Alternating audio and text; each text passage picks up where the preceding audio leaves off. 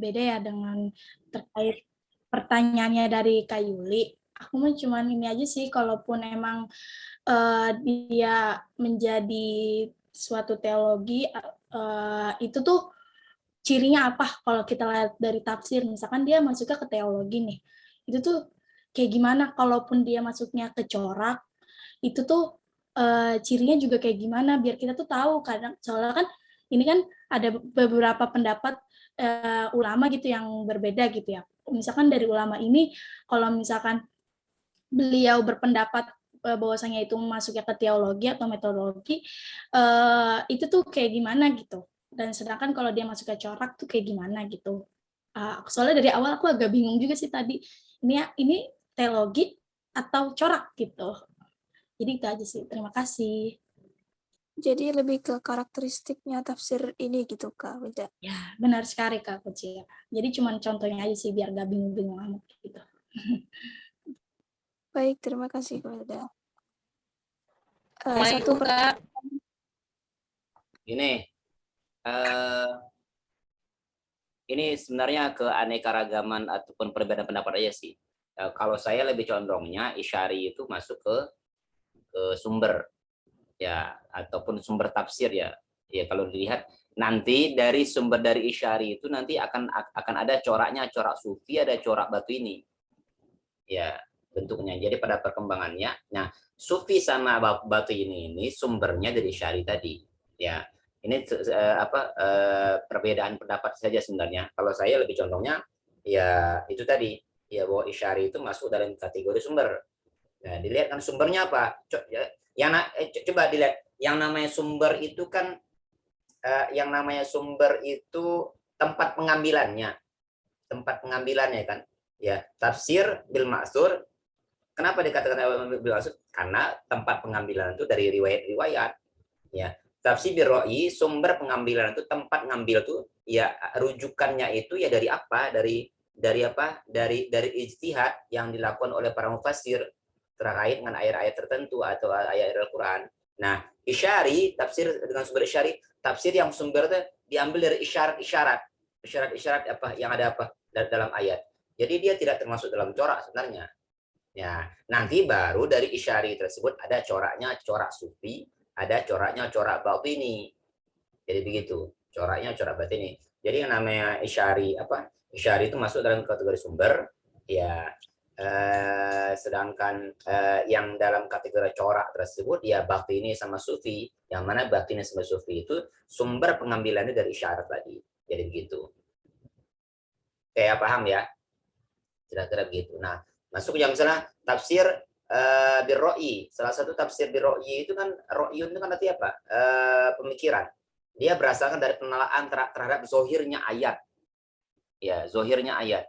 Zohir ayat mengatakan misalnya terkait dengan apa? Faman syahida minkum syahra falyasum. Faman kana maridan aw ala safan ayyamun ma'dudat misalnya, ataupun terkait dengan apa puasa itu kan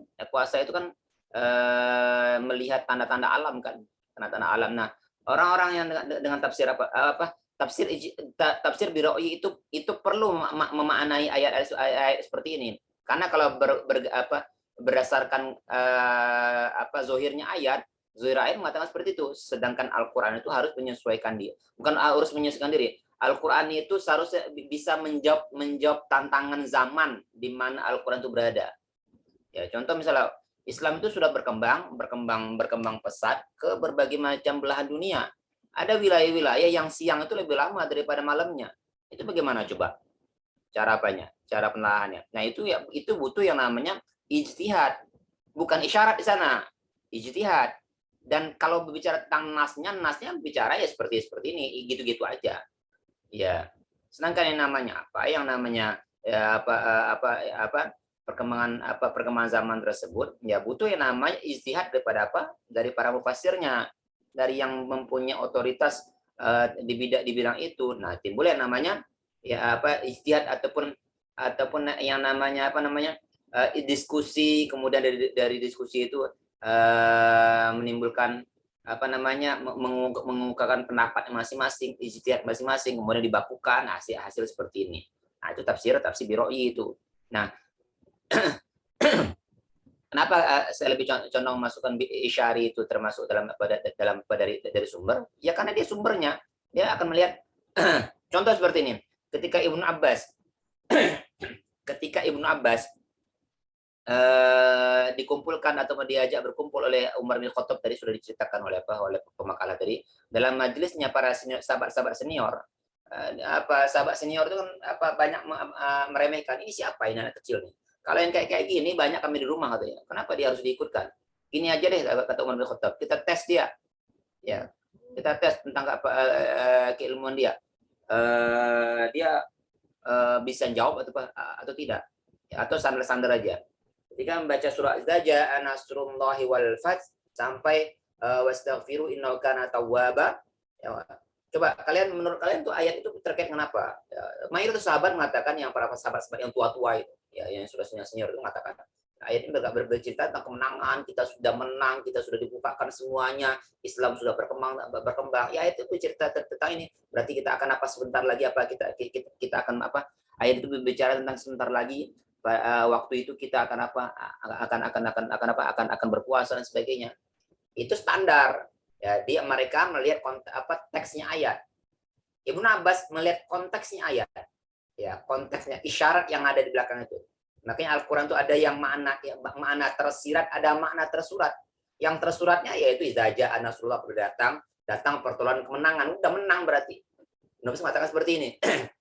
Kalau udah datang kemenangan dan dibukakan semuanya, ya pertolongan udah dan Islam sudah berkembang, berarti tugas Rasul sudah hampir selesai. Ayat itu bercerita tentang bahwa ajal Rasul itu sudah berdekat. Itu kan isyarat belakangnya. Nah, di mana dia bisa apa? Iya, isyarat belakangnya. Berarti itu isyarat itu dijadikan sebagai sumber. Nanti pada perkembangannya isyarat itu ada yang coraknya sufi, ada coraknya batini nanti. Ya, corak sufi ada corak batini nanti. Jadi begitu ya. Ya, terlepas perbedaan pendapat mungkin di ulama lain, mungkin Bu Iva membacanya dari sudut pandang ini, dia dilihat kalau saya bicara tentang dari sudut pandang yang lain. Ya, kalau saya lebih condongnya masuk ke isyari dia. Ya, karena nanti isyari itu sendiri kan nanti ada isyari, tafsir isyari sufi, ya sufi, ya An-Nazari, ada tafsir sufi, Al-Faydi lebih dalam lagi dia, batini, masuk ke batini nanti. Itu coraknya bagi dua. Jadi gitu ya, kursi ya. Siapa tadi yang bertanya tadi? Wilda, Kak Wilda. Wilda gitu, Wilda ya. Wilda Nur. Terima kasih. Ya, bagus pertanyaan bagus. Silakan. Baik. Kak Fahmi boleh off cam dulu nggak? Suaranya putus-putus. Silakan.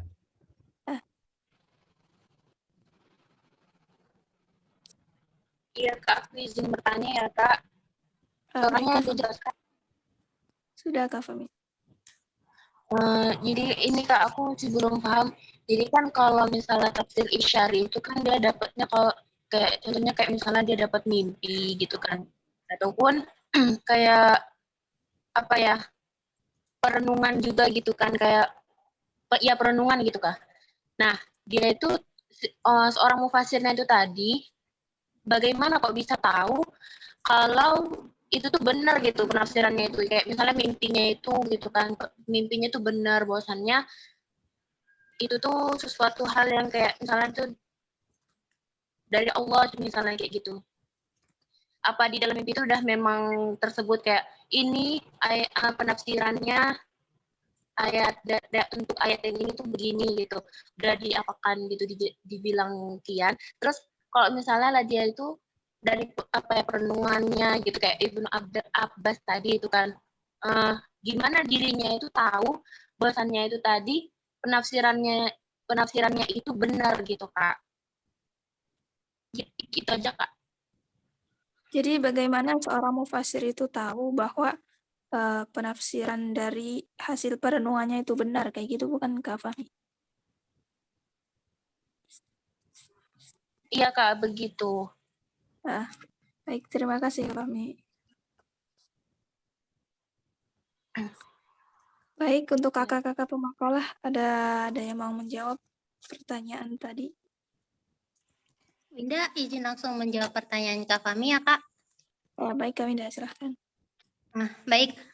Jadi jawabannya tuh nggak mesti lewat mimpi Kak. Dan kebanyakan justru itu tuh lewat perenungan. Lewat perenungan seorang mufasir yang notabene mufasirnya itu kebanyakan dari kalangan sufi ataupun dari kalangan tarikat gitu.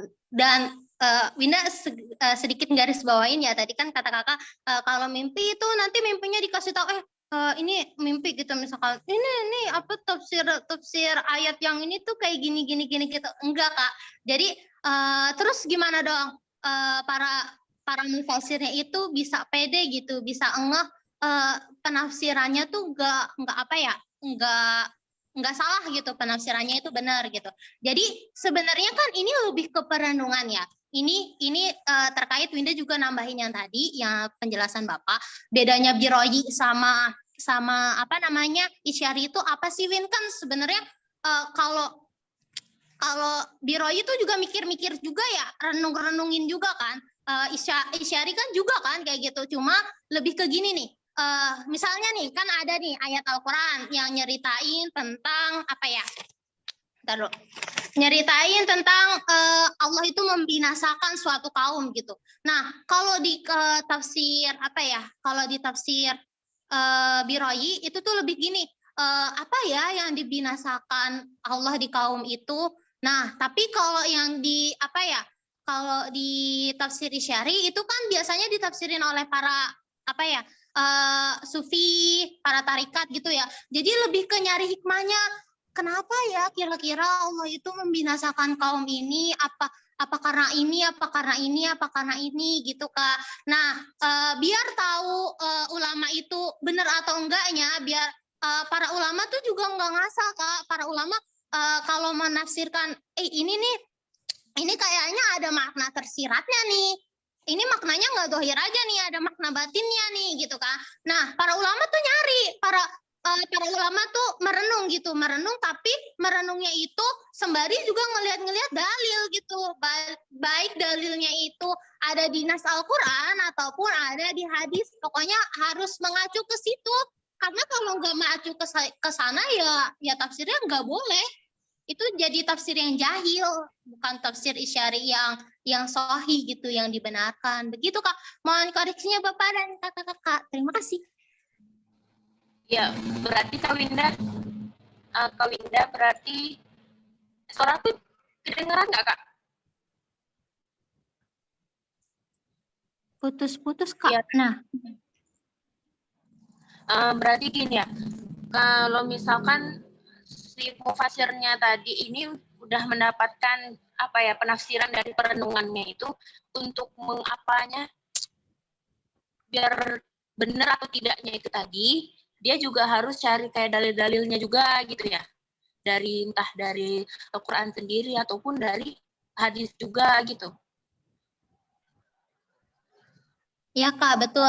Bahkan Winda izin menambahkan ya, kalau seandainya nih ya, seorang mufasir itu nafsirin Al-Quran, yang ditafsirinya tuh makna batininya tuh nggak masuk akal, kagak ada nyambung-nyambungnya tuh sama makna apa? Sama makna zahirnya gitu kan, nyimpang jauh banget gitu. Tapi di balik itu maknanya tuh sebenarnya nggak jauh-jauh amat, cuma nggak masuk akalnya aja, cuma maknanya tuh tetap nggak jauh gitu. Nah, kalau kita ngedapetin yang kayak gitu aja, yang Winda dapat dari guru Winda, itu tuh kita tuh disuruh husnuzon gitu. Husnuzon mungkin aja ya emang beliau itu melakukan refleksi gitu, beliau itu melakukan perenungan. Jadi seakan-akan kalau kita yang ngelihat itu kok cocok logi banget seorang mufasir ini gitu, tapi balik lagi hasil yang nanti direnungin sama beliau itu tuh nggak bisa masuk ke tafsir, itu nggak bisa dijadiin ke tafsir, cuma dijadiin perenungan. Seorang mufasir ini, bukan seorang mufasir tepatnya, ulama ini merenungkan ayat yang ini, nah hasil perenungannya tuh gini. Jadi bukan ulama ini menafsirkan ayat yang ini gini, enggak. Itu nggak bisa masuk ke tafsir. Kenapa? Karena balik lagi, itu itu nggak masuk akal kan, tadi kan syarat-syaratnya ada kan. Jadi syarat-syaratnya itu nggak cuma harus ada yang dalilnya, tapi juga harus yang sesuai sama ro'inya, harus sesuai sama akal kita gitu. Mohon karisnya Bapak dan kakak-kakak, terima kasih. Ini membahas tentang apa sih? Pertanyaan apa sih? Pertanyaannya dari Kak Fahmi itu Kak, Pak, bagaimana seorang mufasir itu tahu bahwa perenungannya itu benar gitu?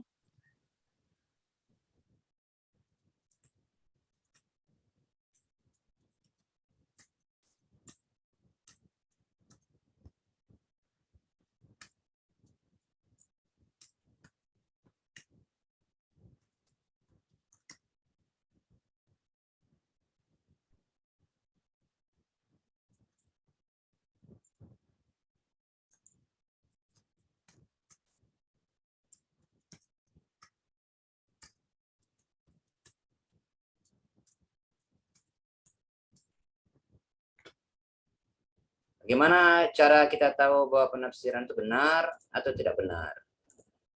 Ya, dilihat kan ada rambu-rambu yang dibuat oleh Bapak, oleh para ulama. Satu, tafsir isyari tidak boleh menegaskan bahwa inilah makna zuhir dari Al-Qur'an Karim. Itu nggak boleh. Ya. Suara saya terdengar? Ya, itu yang pertama. Yang kedua, adanya nas lain yang menjadi pendukung dan pengkuat dari produk tafsir itu. Harus ada produk lain atau tafsir lain. Contoh misalnya tadi contohnya sudah disampaikan oleh makalah tadi. Ketika Ibnul Arabi bukan At-Tustari ya. Saya punya tafsir At-Tustari itu yang dikarang oleh siapa? Dia digelarin namanya Abi Muhammad Sahal bin Abdullah bin Yunus bin Isa bin Abdullah bin Rafi yang dikenal dengan tafsir Quranul Azim At-Tustari atau At-Tustari itu nama orang juga. Ya, beliau ketika menafsirkan Al-Qur'an terkait dengan andada, wala taj'alu lillahi andada. Yang dimaksud dengan andada itu maksudnya apa? Maksud andada itu ya bahwa itu hawa nafsu. Ya, yang maksud dengan andada itu artinya hawa nafsu, wala taj'alu lillahi andada artinya hawa nafsu di sana. Nah, di mana dia mendapatkan makna andada itu sebagai hawa nafsu? Wala taj'alu lillahi andada wa antum ta'lamun itu. Dia mendapatkannya dan itu dapat diiyakan oleh siapa? Oleh Az-Zahabi dalam tafsirnya bahwa ayat itu ada pendukungnya. Ya, ada pendukungnya. Apa pendukungnya? Pendukungnya di surah dalam surah fala taj'alu lillahi andada wa antum ta'lamun. Tadi pemakalah tadi? Saya lupa itu alasannya ya.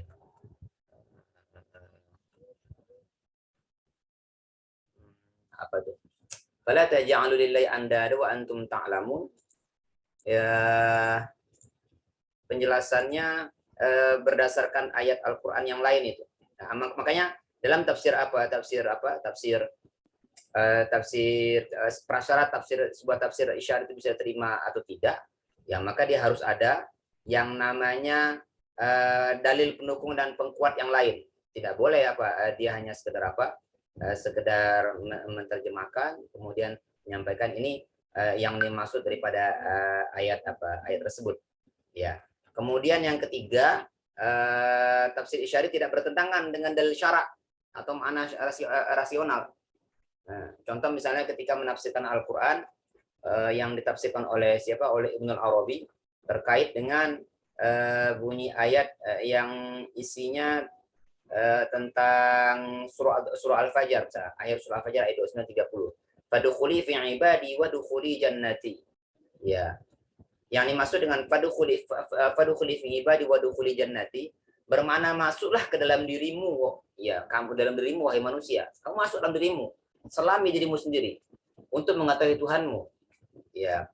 karena Tuhan itu ada di dalam dirimu. Nah ini kan bertentangan karena nggak ada juga apa, nggak ada apa bertentangan apa dengan nas dan masa Tuhan dipersamakan dengan apa dengan manusia.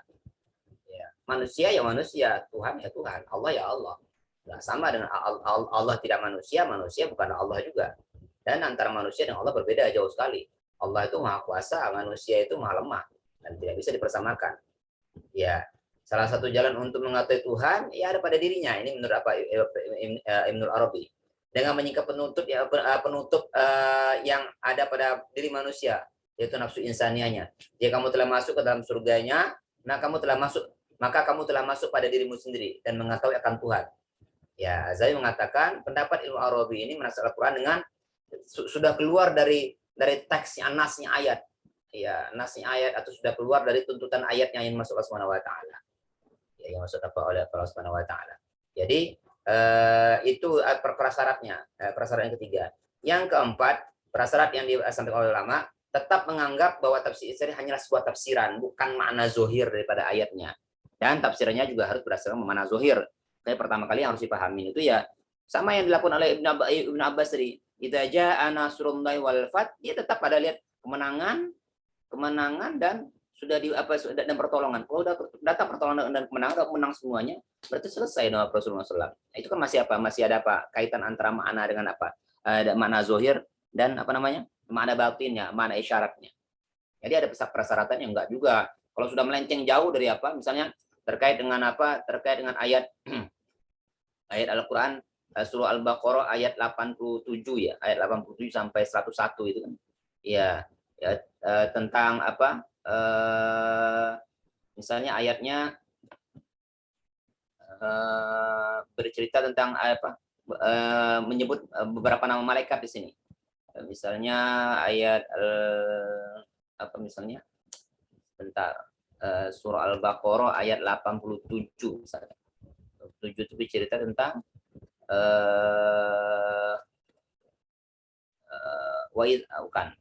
walaqad atayna Musal kitab wa qaffayna min ba'di birusul wa atayna Isa ibn Maryam wa ayyadnahu biruhul qudus yaitu apa Jibril. Ya nanti dia selanjutnya akan dijelaskan tentang apa malaikat-malaikat yang lain. Man kana aduwwan li Jibril fa in man kana aduwwan lillahi wa malaikatihi wa kutubihi wa rusulihi wa Jibril wa Mikala fa inna Allah adul kafirin. Ibnu Arabi nanti mengatakan yang dinamakan Jibril itu adalah akal aktif. Ya, Mikail itu adalah rohnya orbit ke-6. Ruh al-falak as-sadis. Sekaligus akal yang akan beremanasi. Ini kan apa? Sufi apa? Falsafi ini. Sudah masuk ke apa wilayah filsafat ini.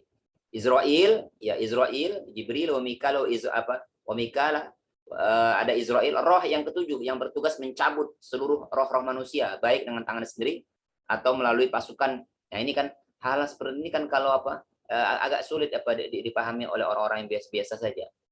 Ya, bahasanya bahasa berat sekali ini, bahasa filsafat. Daripada itu ya hal-hal seperti ini oleh Ibnu Arabi sudah jauh kadang-kadang ya tidak memperhatikan kaidah-kaidah nahwu dan hanya menafsirkan apa yang sejalan dengan ruh dan jiwa mufasir saja. Ini kan tidak boleh. Ya, seorang mufasir dia menangkap isyarat yang wah ini terkait dengan roh,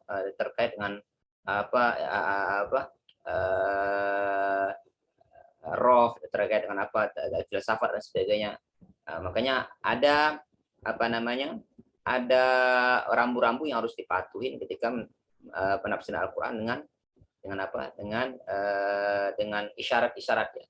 Hasil Al-Quran dengan yang bersumber dari isyarat-isyarat yang ditangkap oleh pembaca ataupun para mufasir.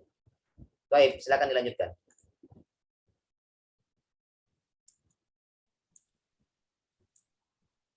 Baik, kakak pemakalah ada yang mau menjawab pertanyaan tadi dari Kak Yuli. Pertanyaan pertama, kapan diperlakukannya tafsir Isyari ini sebagai sumber? Terus yang kedua, siapa yang nge-ACC tafsir ini diterima atau tidaknya? Kalau yang kedua itu kayaknya udah dijawab deh Kak sama Bapak. Udah. Maaf. Yang pertama juga udah ya. Udah itu aja, Kak. Yang pertama juga udah ya kan mirip-mirip sama yang Wilda tadi. Baik. Pertanyaan sudah dijawab semua, Pak. Terus lanjutkan. Saya sambilan jawab aja nanti. Saya akan lanjutkan. Baik, silakan, Kak. Ada yang mau bertanya lagi, silahkan.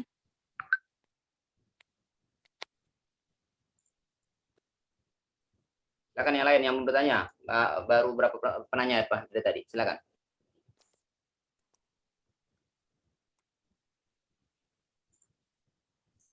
Assalamualaikum Kakak Pemakalah. Ya, waalaikumsalam, Kak Yuni.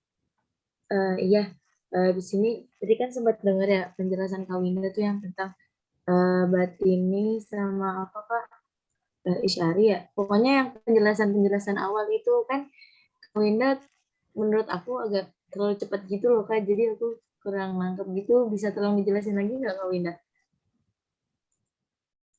Terima kasih.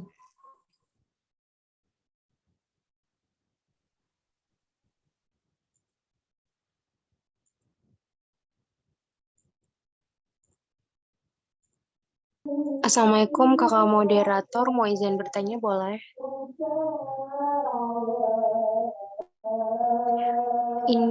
Halo, suaraku kedengeran nggak? Kedengaran? Oh iya, Kedengaran. iya baik. Ini di halaman 12 makalah itu kan ada penjelasan tentang tafsir isyari al-jaiz dan tafsir isyari ghair al-jaiz.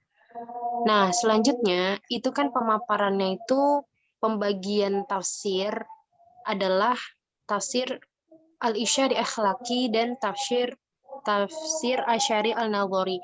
Nah, apakah tafsir isyari al-nadhari ini disebut dengan juga yang apa ya? Yang di judul ini loh. Soalnya kan judul dengan pembahasan kan beda ya.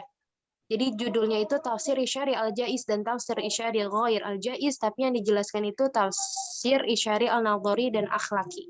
Nah, apakah dua pembahasan itu merupakan sebutan yang sama atau bagaimana, Kak? Mohon dijelaskan, terima kasih. Baik, terima kasih.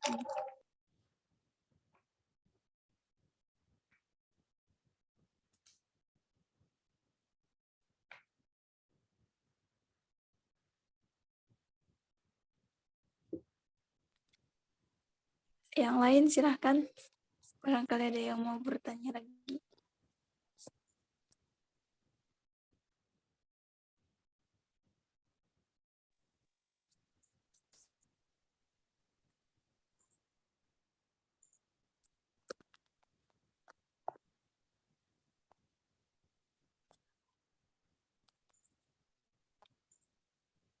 Kak Winda, Iya, Kak. tadi pertanyaan Kak Yuni itu tentang pas Kak Winda jelasin tafsir yang batini, boleh minta diulang lagi nggak? Boleh minta tolong diulangi. Ya, baik. Jadi pada intinya bedain yang batini sama yang isyari itu gimana, Winda? Jadi kalau yang batini itu mufasirnya itu cenderung untuk benar-benar menolak penafsiran lafal. Jadi penafsirannya tuh nanti lebih ke penafsiran yang dia maknai sendiri, yang dia renungin sendiri gitu. Poin intinya gitu. Nah, terus habis itu kalau yang isyari mufasirnya itu masih gunain lafal. Jadi menurut lafal ini begini. Cuma aku tambahin kalau menurut perenungan aku dalam ilmu tasawuf aku itu tuh kayak gini. Jadi penafsirannya lafalnya ada, terus ditambahin sama penafsiran yang beliau tafsirin dari keilmuan tasawufnya. Nah, sedangkan kalau yang batin itu benar-benar ditolak habis, benar-benar enggak pakai yang lafal. Jadi yang lafaz ngomong apa-apa gitu juga kagak bakalan dicat, kagak bakalan dicantumin di tafsirannya gitu. Dia cuma nafsirin, dia cuma nyantumin, dia cuma nulis apa-apa yang direnungin aja. oh menurut aku ini perenungan aku ayat ini nih gini gitu. Jadi kayak nutup diri, apa ya, nggak mau ngelihat tafsiran ayatnya gitu. Mohon kasihnya Bapak dan kakak-kakak. Kak Winda, berarti kalau misalnya yang batini itu dia enggak ini dong, apa namanya, untuk Quran sama hadis gitu atau yang lain ya. Soalnya kan tadi iya maksudnya berarti itu enggak apa namanya, enggak merujuk ke Quran dan ke hadis karena yang batini itu dia cuman ya pure renungan doang kayak gitu dong.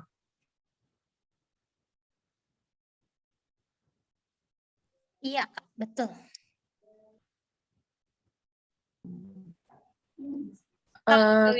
Kak, Assalamualaikum Kak Moderator. Ya, waalaikumsalam Kak Yuli. Saya izin berpendapat ya Kak. Ini mah Baik. pendapat saya ya. Jadi kan karya tafsir itu tidak mungkin sumbernya isyari saja atau bil ma'thur saja ataupun ra'yi saja gitu.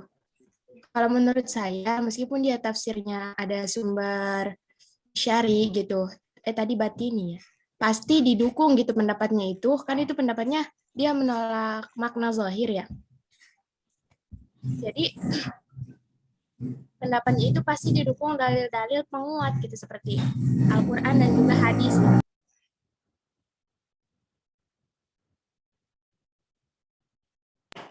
Ya mungkin Itu kamu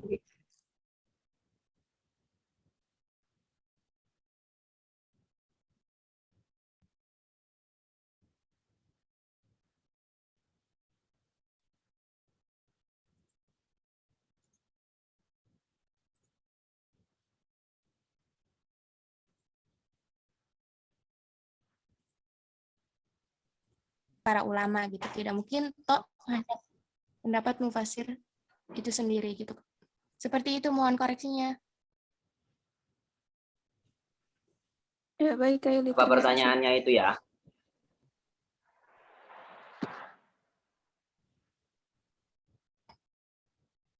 Perbedaan tafsir batini sama isyari, Pak. Ya batini bagian daripada isyari. Batini itu bagian daripada isyari. Cuma nanti dibedakan tafsir isyari itu nanti akan ada beberapa macam. Ada tafsir sufi, ya masuk dalam kategori apa? Sufi isyari sufi lah atau sufi isyari. Ya ada nanti tafsir apa? Tafsir batini tadi. Ya kalau tafsir sufi dia masih melihat konteks ayat yang dibicarakan, teks ayat yang dibicarakan, konteks yang sedang dibicarakan. Tapi kalau sudah batini itu ibarat gini loh, seseorang yang sudah asik ya, seorang sudah yang sudah kalau tafsir sufi isyari sufi itu seseorang yang sudah menjalani isi Al-Qur'an, udah menikmatinya, tapi dia masih tetap melihat pemandangan yang ada di luar. Ya, melihat keindahan laut yang ada di atasnya dan dari bawahnya. Tapi kalau sudah batini itu dia sudah nyelam ke bawah, terus saking indahnya yang di bawah itu dia tidak melihat lagi apa yang ada di atas sana. Ya, itu sudah batini, itu sudah masuk ke batin. Dia sudah menikmati apa ada di dalamnya sehingga dia terlepas dari dunia yang di atas sana. Ya, dia tidak lagi melekat melihat teksnya teksnya ayat. Bahkan kadang-kadang dia terlepas menafsirkan ayat itu sesuai yang perasaan zauq ya berbicara zauq ya zauq yang dia rasakan. Nah, jadi begitu tafsir batini dan tafsir isyari batini sama tafsir isyari sufi tadi. Gitu ya. Itu kira-kira. Bapak mohon maaf. Tadi kan dibilang yang syarat-syaratnya ya harus syarat-syaratnya gitu. Harus apa sih, nggak boleh ini gitu. Intinya harus ke Quran sama hadis juga kan. Berarti bisa dibilang kalau misalnya tafsir isyari batini ini nggak boleh dong Pak gitu. Ya, Karena ya, kan nggak. Kalau kita mengatakan tidak boleh, ya ada hal-hal boleh dikatakan ya rata-rata tafsir batini ini rata-rata dia yang mempelopori orang-orang Syiah. Rata-rata tafsir batini Syiah ada juga tafsir batini Syiah ya, rata-rata sebagiannya di dia yang dilakukan oleh Syiah ya. Misalnya dalam tafsir Al-Mizan atau Batobai ataupun tafsir yang lain, sebagian dibolehkan, sebagian tetapi rata-rata memang tafsir karena sudah jauh sekali jauh sekali dari konteks ayat yang sedang dibicarakan. Nah, tapi ala kuliah ini bagian daripada daripada keanekaragaman Al-Quran itu, bahwa Al-Quran itu bisa ditafsirkan dari berbagai macam sudut pandang. Ya, kebanyakan karya tafsir menurut tafsir belum banyak mengklarifikasi produk tafsir tersebut. Kayaknya ya, rata-rata tafsir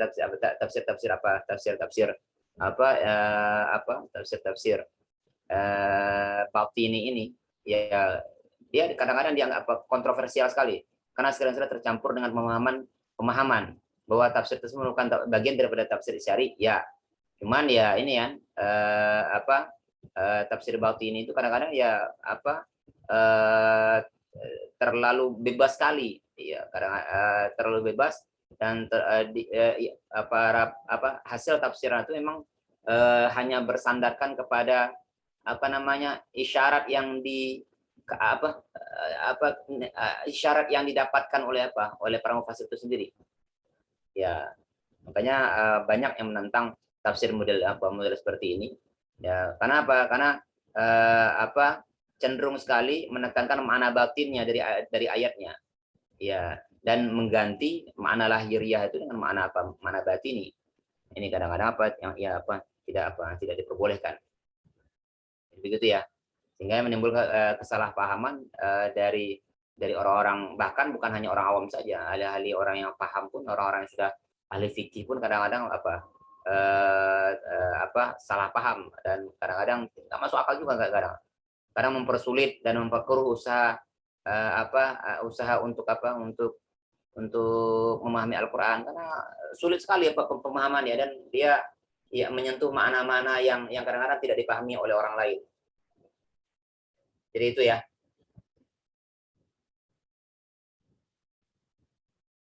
Ya, isyari itu boleh. Kalau isyari secara umum itu masih diperbolehkan. Tapi terkadang ya tafsir batini itu yang mencampur baukan yang namanya Yang namanya hasil mujahadah, hasil yang dia pahami, kadang-kadang nggak dipahami oleh orang lain. Ya, kadang-kadang maknanya jauh sekali dari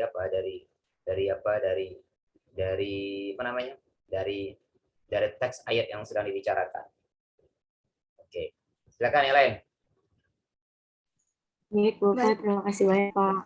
Makanya nanti kan akan muncul istilah dan namanya tafsir isyari yang diterima ataupun yang tidak diterima juga, sama dengan kemarin tafsir biro'il mahmudah atau tafsir biro'il madmumah kemarin. Gitu. Silakan yang lain, silakan.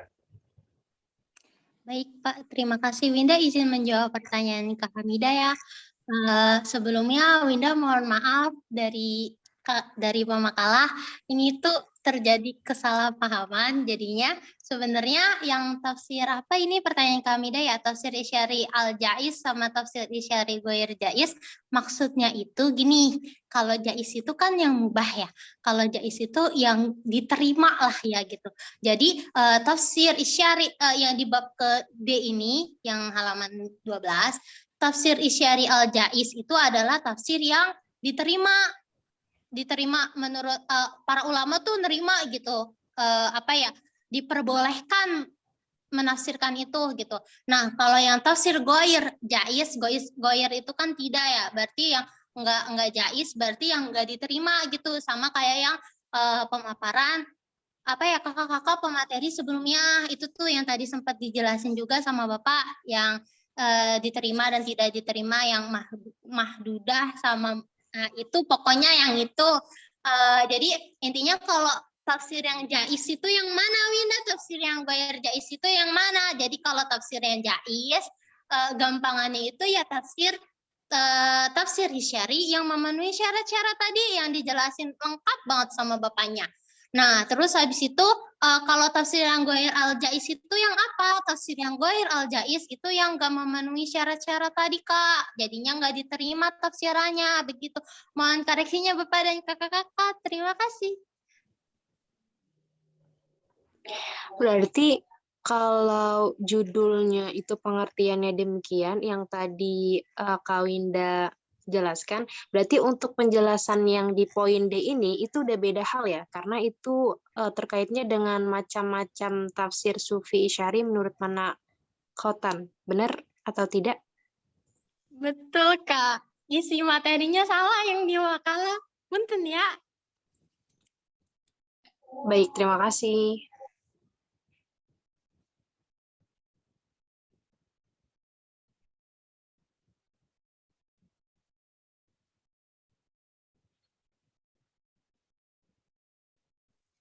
Assalamualaikum, Kak.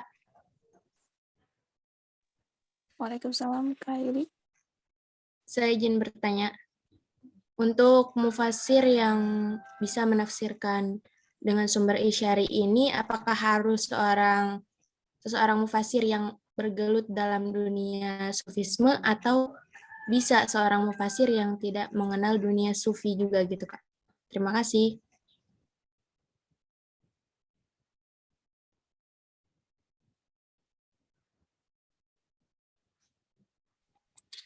Baik, terima kasih Kak Yuli pertanyaannya. Ini ada pertanyaan di kolom chat. Dari Kak Cindy, apakah semua ayat bisa ditafsirkan secara isyari atau hanya ayat-ayat tertentu saja?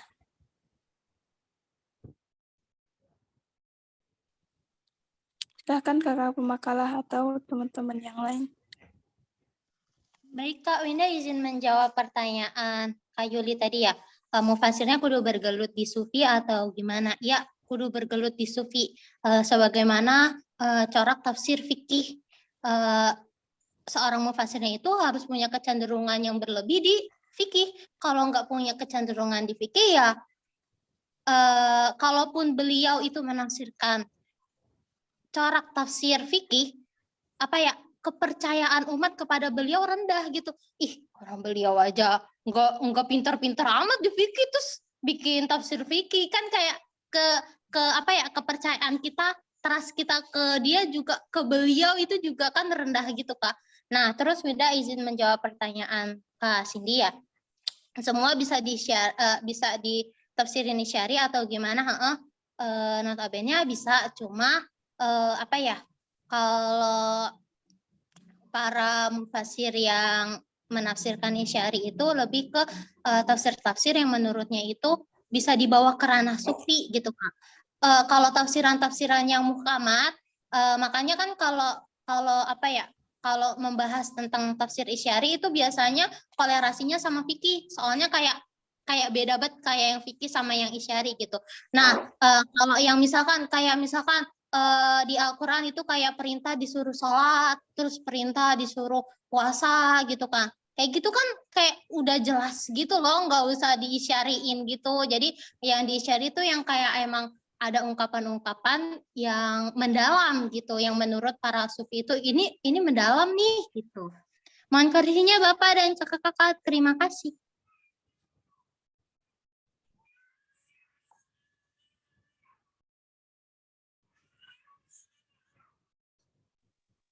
Baik, apakah masih ada yang bertanya? Lanjut. Masih ada pertanyaan, silakan. Yang lain. Ya, Assalamualaikum, Kak. Waalaikumsalam.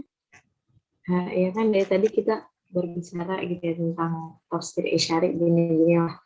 Boleh nggak sih Kak minta contoh kita gitu, penasaran. Makasih. Apa Yunita? Ini Pak, kitabnya gitu Pak. Apa? Mana? Kitab tafsirnya Pak. Kitab. Iya.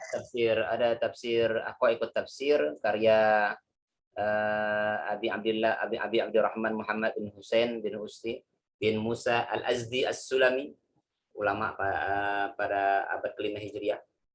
ada tafsir haqaiqut tafsir. Ya, apa namanya haqaiq itu artinya apa ya? Intisari ya.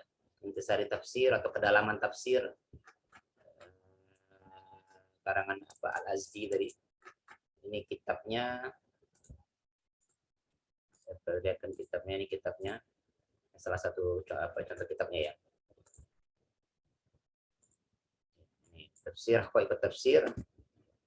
Tafsir Al-Quran Al-Aziz. Ta'lif Al-Imam Abi Abdullah atau Imam Abi Abdurrahman Muhammad bin Husain bin Musa Al-Azdi As-Sulami. Tafsirnya sudah apa ya apa ini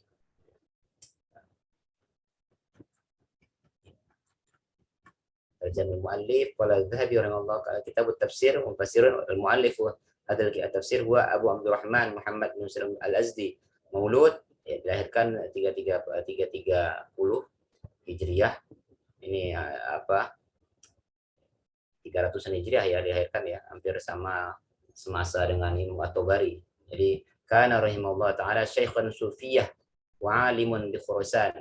Ya, ulama sufi lahul yadul tauli fit tasawufi, dia memiliki ketinggian atau kedalaman ilmu dalam tasawuf, al-ilmul aziz wasiratu ala sunnah salaf, dan dia rata-rata yang salah ya orang-orang sufi itu rata-rata ahli hadis ya. Akhadha tariqata an-nabi fa kana muwaffiqan ala jami' ulumil haqa'iq wa ma'rifati tariqat tasawufi. Wa kana ala janibil 'azim min ilmi bil hadith hatta qala innahu hadatha akthar min 40 sanah imla'an wa qira'atan wa kataba al hadithu bi Naisabur. Lihatnya luar biasa kan. Orang sufi, kalau ada yang menganggap orang sufi itu kadang-kadang dia orang yang suka bid'ah, salah juga. Mereka rata-rata ahli hadis loh. Orang sufi itu. Ya, kana ala janibil azim min ilmu hadis. Dia mempunyai peran besar ataupun kedudukan tinggi sekali dalam ilmu hadis. Innahu hadatsa, dia berbicara tentang aktsara min 40 tahun dia imla hadis, membacakan hadis, menulis hadis di Naisabur, wa Marwa, wal Iraq, wal Hijaz, wa sannafa sunanan li ahli Khurasan, dan menuliskan kitab sunan untuk penduduk Khurasan.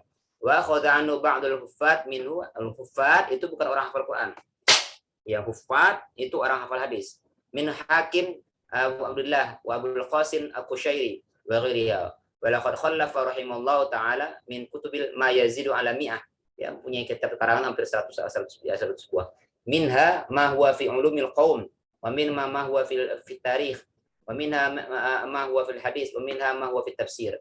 Lengkap sekali keilmuannya, yang mempunyai karangan dalam bidang sejarah, tarikh, hadis, tafsir, ala ulumil qaum, ya, ilmu tentang tentang sosial kemasyarakatannya. Walakin Sulami ma'awafri al-jalalati adi manzilata bainal muridihi lam yusallim ka ghairi min as-sufi min as-sufiyah man ta'ana alaihi. Tapi ala kulli hal beliau juga tidak terlepas dari cacat cercaannya dari orang-orang yang menolak kesufian. Ya wajar lah ya, yang namanya ilmu pengetahuan itu ada yang konsep-konsep itu hari ini konsep itu dibicarakan ataupun disetujui, besok-besok datang konsep yang lain, ya ada yang nolak, ada yang juga pendukung, biasa aja. Ya, kalau ada yang menolak sufi itu ya dari dulu sudah ada seperti itu. Wa qala Ibnu Subaki wa sahibu Tabaqat Syafi'i qala al-Khatib fi huwa sahih wa Abu Abdurrahman thiqatun wala ibrata bihadzal kalam. Ini ya dia termasuk orang yang sahih riwayatannya, thiqah malah. Ya. Ta'rif ya tafsir, ya ini ya. Tafsirnya. Kita lihat apa contoh-contoh tafsirannya. Ya, suratul Baqarah, wal kullun amana hukman wa tasmiyatan wala mu'minan mawjudun wala imanan zahiratan. Ya, kita lihat apa kalau dibaca sepintas sih enggak ketemu apanya. Kita akan menganggap biasa-biasa saja. Tapi kalau dibaca secara detail itu kelihatan sekali apanya. Tafsir Isyari apa di sini? Tafsir Isyari atau tafsir sufinya. Ya, sufinya. Ya. Dan sebagainya. Ini contoh tafsirnya. Ada lagi tafsir Al-Tustari tadi ya. Ini tafsir Al-Tustari. Ya, tafsir Al-Tustari li Abi Abdullah Sahal bin Abdullah bin Yunus bin Isa bin Abdullah bin Rafi. Coba kita lihat dalam tafsir Al-Tusturi ketika menafsirkan surah Al-Baqarah itu ya. Ini suratul Baqarah, ini ayat yang keberapa nih? Falam yakun yanfa'un makana, sebentar kita lihat berapa. Alif lam mim zalikal kitab, alif qala sal alif lam mim alif Allah, lam abdun, mim Muhammad. Ini kan biasa kalau kita lihat dalam tafsiran apa? Tafsiran siapa? Tafsir secara umum, alif lam mim ya Allah alam bimuradi. Al-Tustari berani mengatakan alif itu Allah, lam itu adalah lam itu abdun, mim itu Muhammad. Kayattasilul abda bimaulahu min makanin tauhidin wa iktida'i binabi. Supaya apa? Kan nggak ada sebenarnya tafsiran jelas terkait dengan alif lam. Ya, Al-Tustari menafsirkan ayat, ya nggak ada korelasi sebenarnya, dan nggak ada isyarat juga dari Rasul juga tidak ada. Mungkin mungkin Rasul pernah menyampaikan mungkin, tapi tidak kepada orang secara umum mungkin ya. Ya, tapi siapa Al-Tustari? Ya, Tustari menafsirkan ayat ini, ayat pertama ataupun ahruful muqatta'ah itu dengan berani sekali. Alif itu Allah, lam itu abdun, ya. Supaya apa? Kayattasila, supaya bersambung antara hamba dengan Tuhannya. Mimmakan yang tauhidi, dari tempat yang mentauhidkannya, dengan cara mengikuti nabinya, kan gitu. Luar biasa banget cara tafsirannya. Ada juga mengatakan, atau tadi mengatakan alif tu Allah, lam tu Jibril, ya mim tu Muhammad. Faqsama Allah Ta'ala binafsi wa Jibril wa Muhammad alaihi wassalam. Ya, Allah bersumpah atas namanya sendiri, alif lam mim, dan Jibril dan Muhammad. Inna Allah Ta'ala ishtaqqa min ismihi al-a'zam, alif wal lam wal ha. Dia mengatakan juga, Al-Tustari mengatakan juga, Allah itu mengambil ataupun ishtaqqa min ismi, mencoba memecahkan itu. Ishtaqqa itu mengambil dari namanya yang mulia, alif lam dan ha. Inni anallahu rabbul alamin. Ishtaqqa lam isman min asma'i faja'ala isman nabihi sallallahu alaihi wasallam wa akhiru ismin nabi Adam. Ya, ini penafsiran yang dilakukan oleh Al-Tustari ya. Kita lihat berbeda kan dengan tafsir secara umumnya. Kita lihat penafsiran yang lain. Aununsiha mansakh, misalnya ini ja'ilun fil ardi khalifah misalnya. Inna Allah Ta'ala qabla ayakhluqu Adam misalnya qala lil malaikati inni ja'ilun fil ardi khalifah wa khalaqa Adam min tin al-izzah min nuri Muhammad wa alamu anna nafsal amartu bisu' a'da aduwallah wa innahu khalaqahu liyusara alai bima'lumihi ya fiya khawatiru wa hamaman wa ya'muruha bi idamatil iftiqari wa walajaihi ya, atau walajaihi ilahi in abda alaihi ta'atan qala a'ni wa in harakta ila ma'siyatin qala a'simuni wa in haraktu ila ni'matin faqala auzi'ni wa in qala laha absiri ala al-bala'i faqultu basorani. Dengan bahasa isyarat semua ini kan ya, mengatakan bahwa ini jangan fil khalifah. Sebelum Allah menciptakan Adam, Allah berkata pada malaikat, sesungguhnya aku akan menjadikan di muka bumi khalifah. Fa khalaqa Adam, menciptakan Adam min tin al-izzah, tin atau tanah yang mulia, min nuri Muhammad, dari nur Muhammad. Ini dalam tafsir-tafsir yang biasa, ini enggak ada seperti pembahasan seperti ini. Ya, di mana dia tahu bahwa tin itu adalah dari nuri Muhammad, kan enggak ada. Nah, dan banyak lagi tafsiran-tafsiran yang lain yang menjelaskan tentang ayat-ayat Al-Qur'an dari sudut pandang dari sudut pandang dari sudut pandang isyarat ya tadi. Nah, ini contohnya. Atau tafsir Al-Qur'an Al-Karim karya Ibnu Arabi. Ya, tafsir Ahkamul Quran li Ibnu Arabi Al-Ma'ruf, Abi Bakar Muhammad bin Abdullah Al-Ma'ruf bin Ibnu Arabi. Ulama tahun hampir sezaman dengan Zaman dengan Al-Ghazali ini. Ya, atau beliau juga punya kitab namanya Fususul Hikam. Fususul Hikam itu ya hampir sama ya, karya Ibnu Arabi juga. Muhammad Muhyiddin Ibnu Arabi, Syekhul Akbar, Fususul Hikam. Ini kitabnya. Ya, kitabnya. Dan banyak lagi. Ini contohnya ya. Siapa? Menita. Oke, silakan yang lain.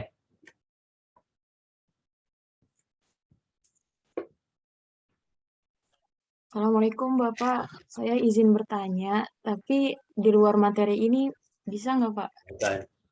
Iya, jadi kelompok saya kan dapat yang materi tentang koroin tafsiriyah. Nah, di situ ada bagian yang koroin mutasila dan munfasila Pak, tapi sampai sekarang belum dapat referensi yang cukup gitu Pak. Atau mungkin ada Mana? koroin Koroin apa? mutasila dan munfasilah, ada nama lainnya gitu nggak Pak? Qarain al-muttasilah sama al-munfasilah. Begini, kalau qarain kayak seperti tadi, qarain al-muttasilah itu contohnya tadi apa yang disampaikan oleh Ibnu Abbas tadi. Kan ada keterkaitan ya, korelasi maksudnya. Qarain itu korelasi. Korelasi dari makna yang disampaikan oleh para mufassir tersebut dengan menangkap isyarat-isyarat yang terkandung dalam ayat, misalnya idza jaa nasrullahi wal fath, pertolongan dan kemenangan. Ya, kan ada qarainnya. Ada yang namanya korelasinya, kemenangan dengan wafatnya Rasul. Kalau sudah menang ada wafat Rasul berarti sudah selesai Bang. Nah itu qarain mutasilah. Ada qarain al-munfasilah yang benar-benar lepas dari ayatnya, dan qarain korelasi yang di luar itu ya, dilihatnya dari misalnya tadi ya, dari misalnya ya ayyuhatun nafs fadkhuli fi ibadi wa dukhuli jannati. Itu kan korinahnya jauh sekali sebenarnya dan tidak terkait sebenarnya. Jadi ada istilah korelasi yang terhubungan langsung, al-muttasilah, ada korelasi yang tidak berhubungan langsung. Ya makanya harus para mufassir dengan sumber tafsir Isyari ini ya dilihat dulu, harus dilihat dengan Qorina al-muttasilah, itu penting sekali. Ya langsung kepada al-munfasilahnya yang enggak ada hubungan sama sekali ditafsirkan tadi seperti itu. Jadi begitu ya. Baik, makasih Bapak.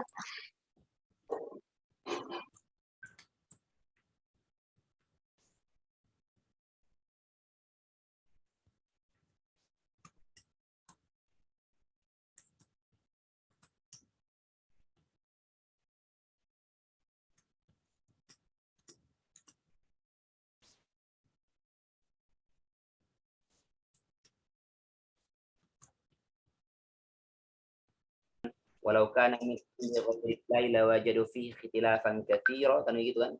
Maka mereka tidak memahami Al-Qur'an, ya kalau sekiranya Allah bukan dari Allah, pastilah akan menemukan banyak pertentangan di dalamnya. Atau ada ayat Al-Qur'an yang lain, afala yatadabbaruna Al-Qur'an am ala qulubin aqfaluha, ya apakah mereka tidak menghayati Al-Qur'an atau hati mereka sudah terkunci.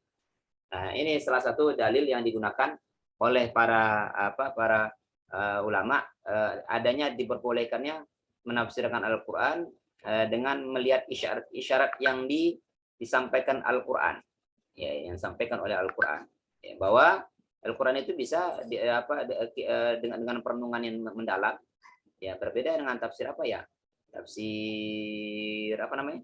tafsir bil ma'sur, ya memang cenderung sekali ataupun lekat sekali dengan periwayatan disampaikan oleh ulama-ulama sebelumnya. Afala yatadabbaruna Al-Qur'an am ala qulubin aqfaluha, apa mereka tidak menghayati Al-Qur'an. Ini landasan yang digunakan oleh para mufassir terkait dengan diperbolehkannya menafsirkan Al-Qur'an dengan menangkap isyarat-isyarat tertentu yang dikandung oleh Al-Qur'an. Ya. Tafsir tadi saya disampaikan oleh tafsir Isyari itu ada dua kategori ya. Ada tafsir Isyari Sufi, ada tafsir Isyari Batini tadi. Tafsir Sufi itu disebut juga dengan tafsir tamtsili.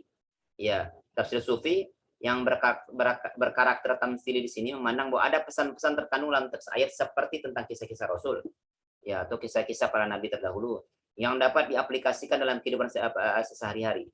Ya, ini banyak sekali nih. Sedangkan tafsir Batini, tafsir yang menitik beratkan pada makna simbolis Al-Qur'an dengan menggunakan ya menggunakan metode-metode memalingkan atau yuharrifuna, menolak makna estetorik Al-Qur'an.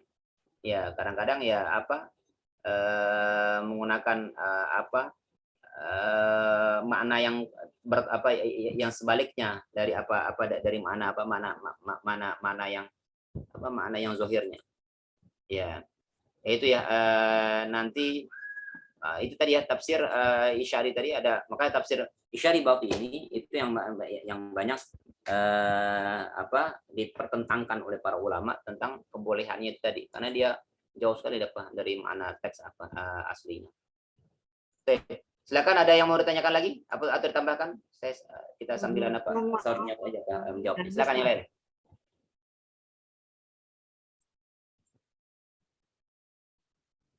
Waktunya sudah habis, mohon maaf Bapak.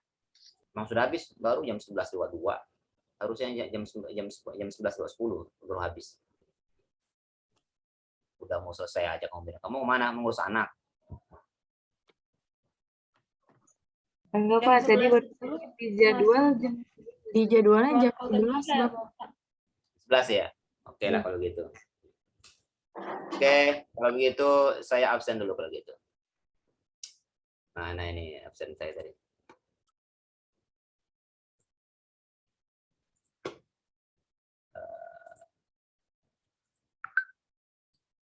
Semoga semakin bingung ya. Tafsir birro'i, tafsir